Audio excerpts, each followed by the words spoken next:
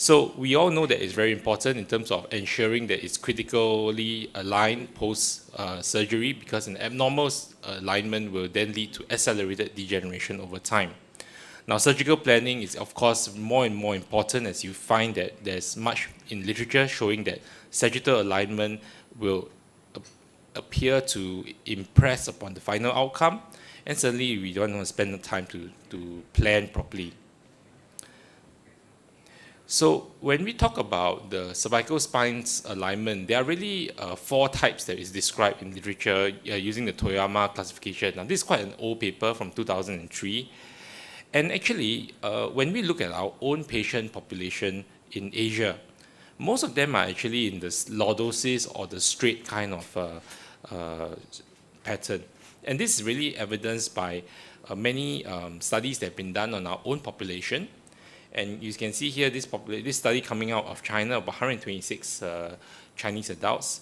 Now, first thing I want to point out to everyone is that you can see that the average of cervical lordosis between C2 to C7 is about 10 degrees. Now, the second thing that you want to pay attention to is that males have a bit more cervical lordosis between C2 to C7 than females. Now, when we talk about alignment, we also know that most of the cervical lordosis comes from C0 to C2, which is seen here in the dark blue part of the pie chart. The turquoise part actually is C6 to C7.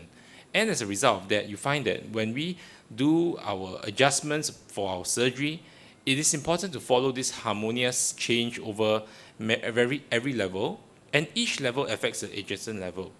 Now, what I don't have time to go into in this talk is actually more thoracic kyphosis gives patients a more cervical lordosis because you want to be able to have the ability to look across the room when you have a bit more thoracic kyphosis, so you definitely will have more cervical lordosis. So these are some of the variations, and of course, variations are many.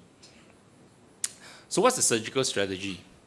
When we are dealing with anterior pathology, we of course want to do an anterior cervical discectomy and fusion.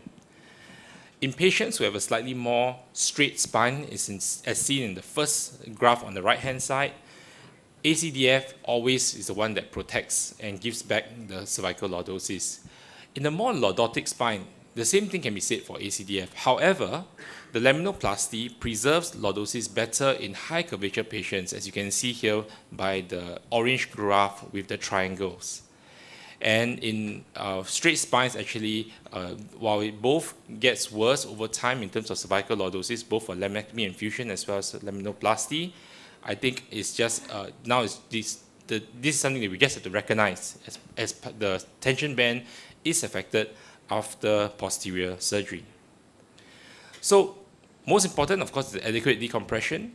Kyphosis is not a true limiting factor in posterior surgery. I think we all have talked about the K-line, and a K-negative patient, although will have a poorer chance of recovery from a posterior surgery, can be adjusted to become a K-positive by doing the right manipulations during surgery.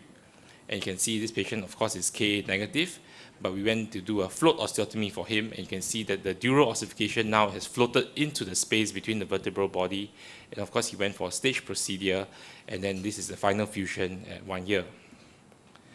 So our patients with OPLL in our region are certainly very common. There are many types of ossification, and I think that most of the time in my practice we tend to do a CT scan once you suspect that there is a OPLL. And for these patients, most of them will get a single trapdoor laminoplasty. So what do? I first start by analyzing the pre-op erect cervical spine X-ray. If I suspect abnormal posture, obtain a standing scoliosis X-ray and measure the thoracic kyphosis. A bigger thoracic kyphosis means that this patient probably needs to have more cervical lordosis. Of course, I do an MRI scan and I may add on a CT if I suspect OPLL. I make a decision on the likely pattern of cervical lordosis between C2 to C7 and see if I can perform ACDF. This is the most common scenario. And of course, if it's multi-segmental, I counsel for laminoplasty in the more lordotic C-spines, and I offer fusion in the straighter spines. So my take-home points, males have a bit more cervical lordosis. TK definitely affects the cervical lordosis. ACDF is still the best in reproducing cervical lordosis, and laminoplasty tends to preserve lordosis slightly better in high cervical lordosis patients. The PCF disrupts the tension band and progressive loss of cervical lordosis, but is definitely still useful in instability and multi-levels.